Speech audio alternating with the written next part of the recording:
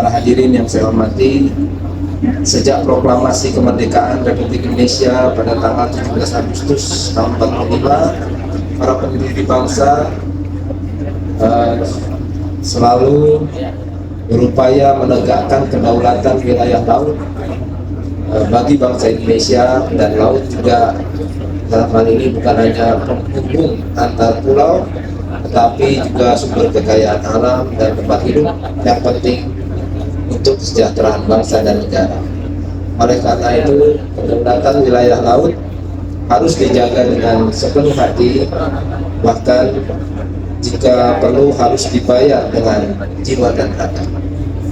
Para prajurit TNI Angkatan Laut sebagai garda terdepan pertahanan negara di laut telah menunjukkan sikap keteladanan dalam mempertahankan kedaulatan wilayah laut Nusantara sejak masa perang kemerdekaan, dan heroisme mereka terlihat dalam berbagai pertempuran seperti pertempuran Selat Bali pada tahun 1946, kemudian Teluk Cirebon, Teluk Sibolga pada tahun 1947, dan banyak lagi pertempuran laut yang kadang-kadang kita baru tahu setelah diungkap secara sejarah oleh hadis sejarah juga ini sangat berperan.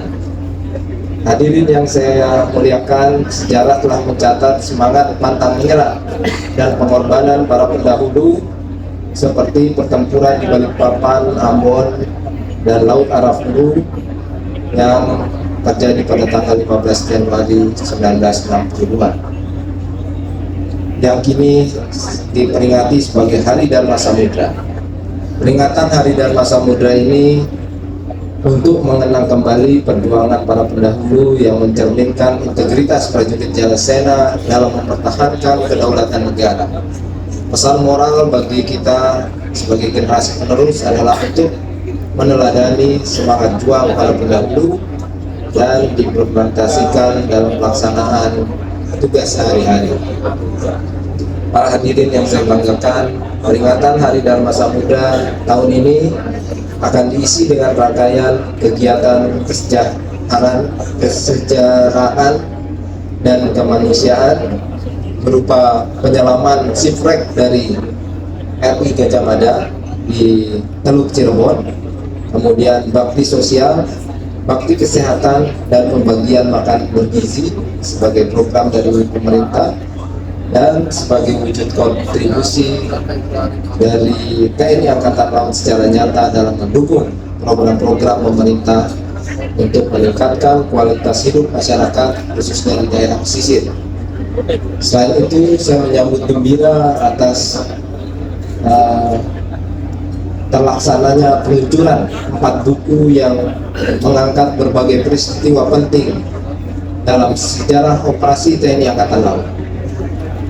Ketiga buku tadi yang berjudul adalah STC 9, Titik Terang Pertempuran Laut Arafuru, kemudian Operasi Pembebasan Kapal Tanker MT Pematang di Selat Malaka, dan hadir juga pelaku sejarahnya di sini, Bapak Lasdia Taufikur Rahman.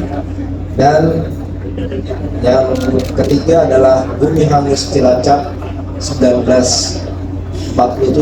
Ini juga saya baru dengar sejarah ini. Jadi sebenarnya yang menulis buku ini bukan saya ya, yang menulisnya ya kadis sejarah itu. Kadis sejarah itu tepuk tangan pada kadisnya. Saya hanya merestui saja. Jadi beliau ini, kadis sejarah ini sangat agresif kalau saya bilang, sangat